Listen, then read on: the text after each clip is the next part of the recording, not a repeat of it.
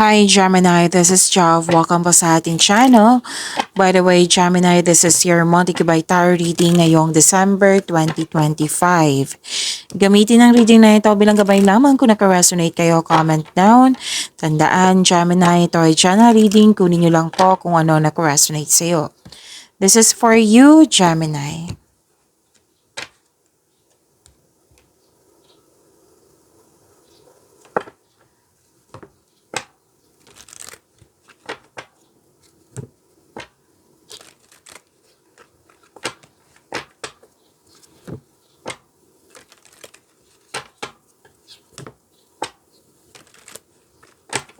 Para po ito sa iyo, Gemini, ngayong December 2025.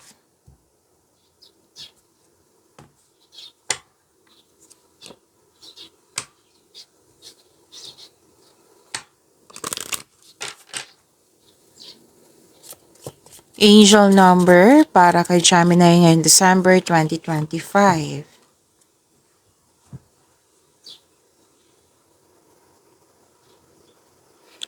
Angel number 1313. Sabi po dito, clarity. As the storm passes, the clarity is felt faster than lighting is seen against a dark sky. The divine is reminding you that clarity is readily available. All you have to do is ask. You have weathered the storm and now the sky is clearing. To attract more blessings, let us say the power affirmation. Let us say, loving energy surrounds me, and I trust that the clarity I feel is the answer I need. Loving energy surrounds me, and I trust that the clarity I feel is the answer I need. So this is angel number 1313. This is a sign from the universe that mayroong positive changes. At may sabi din dito na overcome mo na yung mga mapait na sinapit. So this is changes. Oo, may mangyayaring changes that you should focus on manifesting your goals through creativity and perseverance. As sinabi dito na nasa right path ka. Oo, and the changes you're experiencing are for your benefit. Okay? At sabi dito na this is for your good, and it will lead you to your growth. Okay? Para magkaroon ka ng personal growth, spiritual growth, and i-maintain nyo po yung positive thoughts nyo para ma-manifest ito. Okay? It encourages you to have faith in your ability to create the reality you desire. So, kailangan itong changes na ito, bigyan mo po ng action. Okay? Para yung desire mo will turn into reality. And this is also creativity and inspiration. Yun nga, yung action. Okay? You should embrace the changes. Yung mga new ideas na binigay sa iyo from the universe. Yan, nakakatulong yan. Malaking tulong po iyan. So this needs, it needs for discipline, hard work, at mag-build ka ng solid foundation for long-term success. So this is about discipline and foundation. Action na may kasamang disiplina at mag-build kayo ng solidong foundation for long-term success. And this is balance and perseverance. Okay? So, ang ganda. So, claim niyo po angel number 1313, Gemini.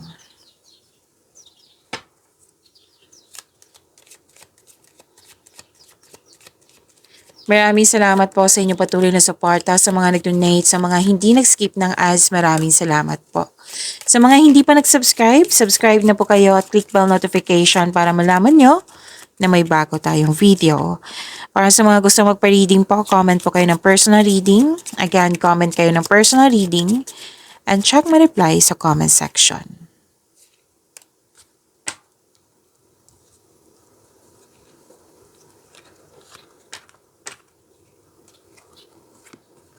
Ang ganda, Gemini. Sinabi po dito na may solusyon sa inyong problema, may sagot sa inyong mga katanungan, at hope and healing. So, sinabi di ba kanina sa angel number 1313 na magkakaroon siya ng personal development sa pagbabago na ito. So, andito din po. Magkakaroon siya ng personal development, hope and healing. Yung sinabi din dito na angel sa inyo, na angel number 1313 na yakapin nyo po yung, i-embrace nyo po yung changes at yung mga lalo na yung ideas, new ideas na binigay ng universe sa iyo. Kasi yan yung makakatulong sa inyo. That is a tool na kailangan mong bigyan ng action. So, andito din po. Ideas, malaking ideas, that is a big blessings po. And bibigyan mo siya ng agarang action and reaction na nag-research ka dito sa internet para may makuhang learnings and clarity. Nakikita ko rin dito yung fame and awards, nakilala ka, pwedeng nagbigay ng compliments sa'yo, recognition po ito. Yes, sabi dito na makaka-receive ka ng malaking blessings. And this is hope and healing also Tapos may malalaman kang sekreto. Dalawang card po pala nagsabi dito na pwedeng balik eskwela kayo, pwedeng self-study din ito, pwede din, excuse me, yung nagbabasa kayo ng libro, document, ng letter sa internet para may makuhang learnings and clarity. Pwede din may usapin tungkol sa education, teacher, student, yan po. Okay?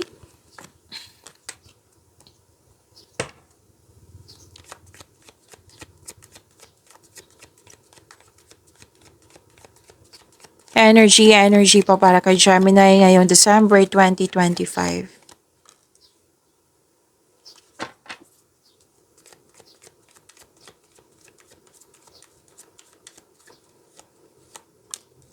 Para sa mga bago dito, kung may napansin kayo na repeating message, yan po yung pinupush ng card sa inyo. Like for example, nanood kayo sa inyong weekly, daily, at dito din sa inyong monthly, at may napansin kayo na repeating message, yan po yung pinupush ng card sa inyo na kailangan yung bigyan ng atensyon, solusyon, at aksyon kung maaari po. So na yung energy ni Gemini ngayong December 2025.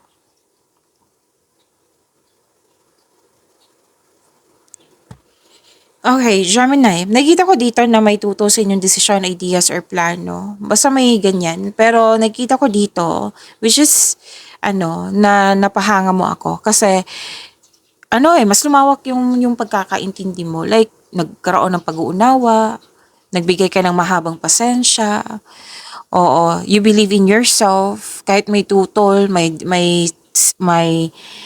tutol sa inyong desisyon, ideas, or plano, nag-move forward ka. Kumbaga, nagtitiwala ka sa inyong sarili. Na, kailangan ko pag-isipan to kasi may tutol, di ba? So, dapat pag-isipan ko to, magtitiwala ko ako sa sarili. Magtitiwala ako sa aking sa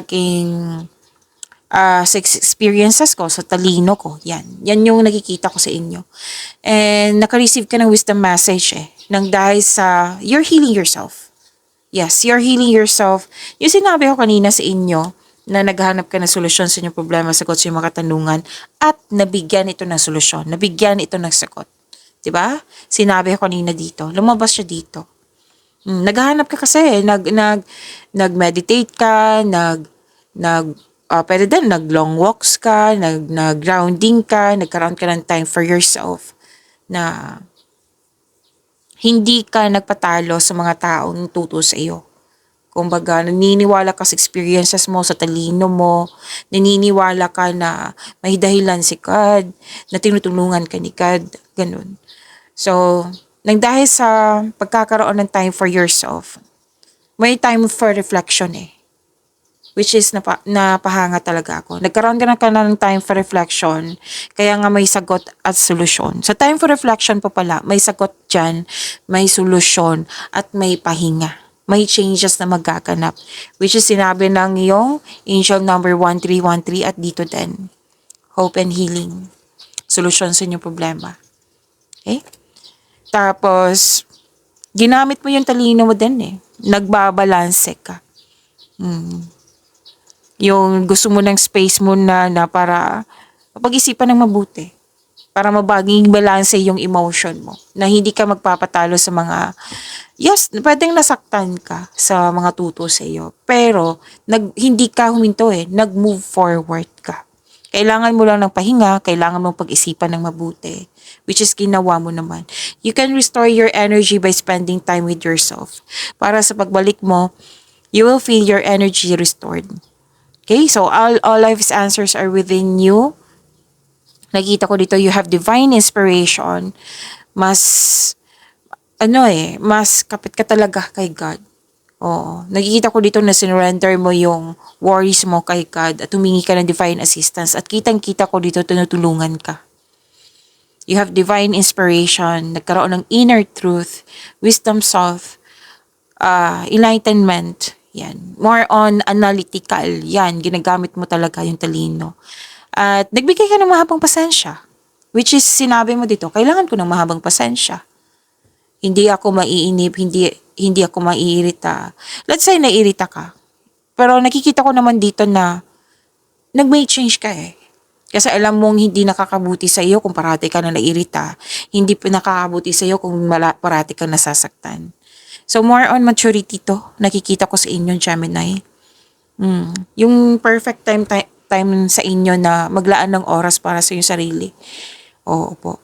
At you need space. Kumbaga, lahat naman tayo kailangan ng space. Kasi kung walang space, masasakal talaga. Alam na alam mo yung kung ano yung kailangan mo, which is ginawa mo, Gemini. So, this is maturity. So, feel free yourself para makapag-isip ka ng maayos. Yan. Kasi you want growth, You want growth. Okay? Kung sa career and money to, you want promotion. Tapos, mas gusto mo nga magtrabaho mag-isa rather than in collaboration. Okay?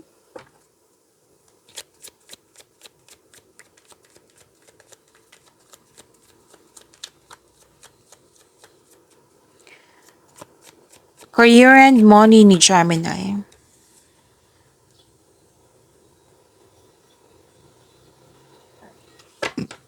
Excuse me, kailangan ko lang mag-burp.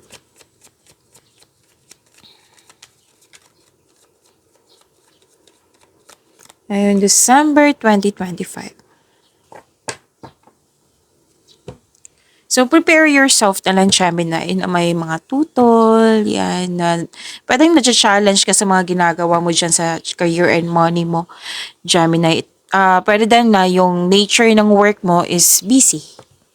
Yan, kasi nakikita ko dito na maraming ginagawa, marami ding iniisip na challenge.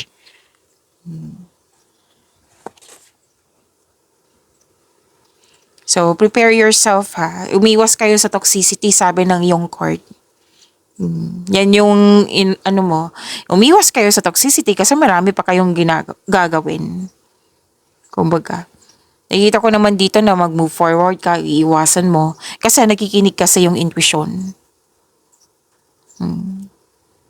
So, sabi ng iyong court, kung kaya mong bigyan ito ng solusyon, then go ahead. I-address mo yung hurt feelings mo, improve communication, which is magaling naman kayo sa communication That is your strength, Gemini. Tapos, bakit sinabi ng yung card dito kung pwede umiwas? Kung hanggat maaari. Kasi baka may masabi ka na hindi. Parang sasabog, oo. Para hindi sumabog, kumbaga.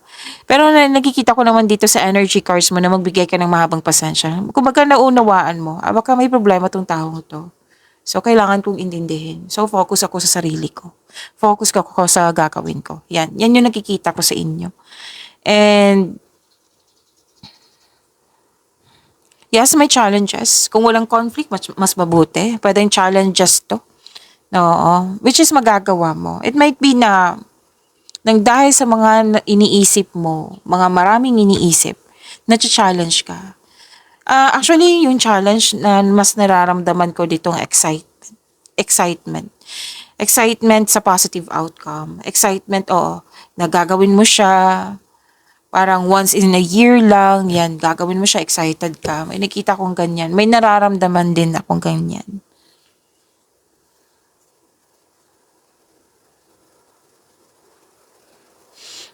Na-challenge ka. Ang ilan sa inyo, na-challenge kasi gusto nyo maka-earn ng malaki.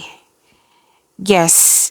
Gusto nyo maka-earn ng malaki. And, yun nga, challenge nyo yung sarili nyo. And,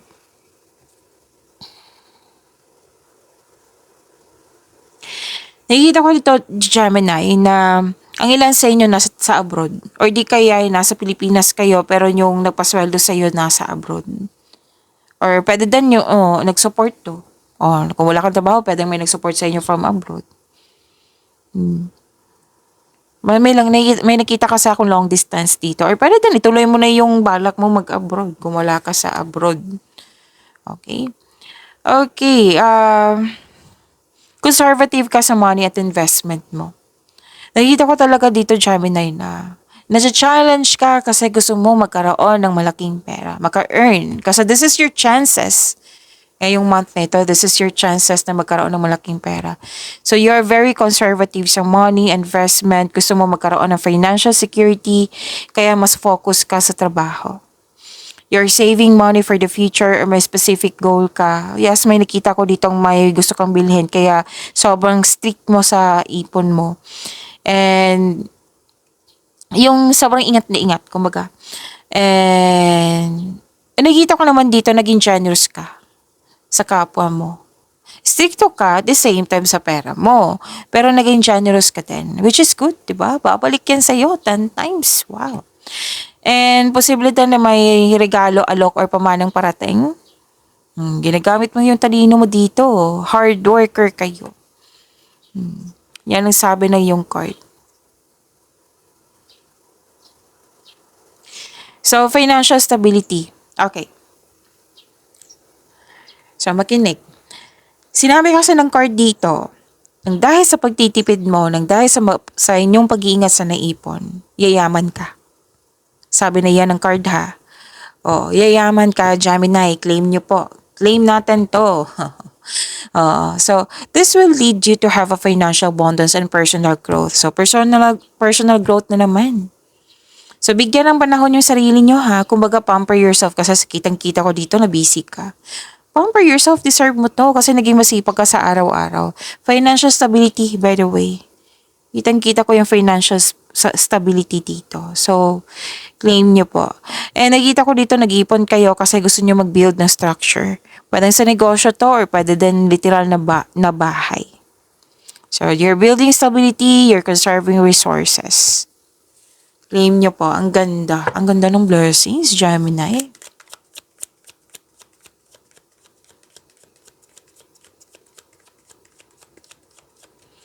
Spirit's Guide, Love, Self-Love, Partnership, and Romance ni Gemini. Here in December 2025.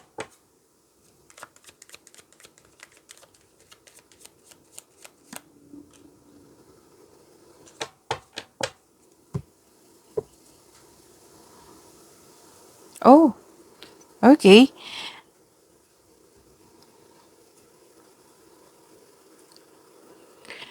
Wow.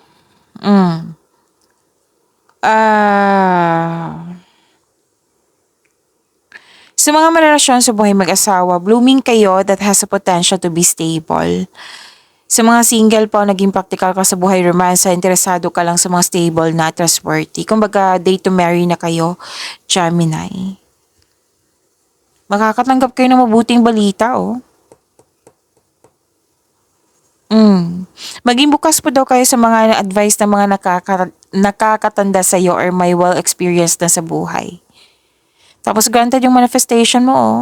May makakatanggap kayo ng mabuting balita, may new beginning. Yes. Ang ilan sa inyo mag-health routine na. Yung wellness practice, health routine yan.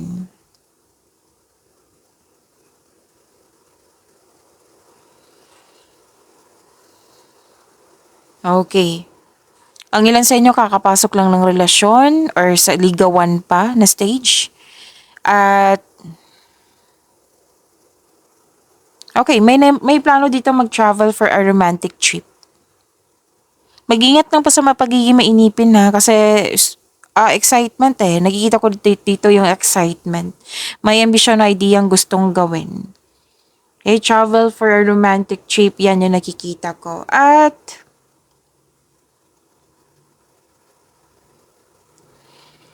okay, yung parating sa inyo, Gemini, ano po, stable na sa pera, sa kaperahan, emotional, intelligent, Marunong magbalanse sa kanyang emotion. Guarded din. Pero deep love talaga yung ibibigay sa'yo. Wow. Ganun pa rin yung sinabi sa mga relasyon sa buhay mag-asawa. Ganun pa rin. Panahon. Panahon sa sarili, pamilya, sa partner. Pag-imanin niyo po yung blessings sa binigay sa inyo. Gemini, see you tomorrow. Maraming salamat po.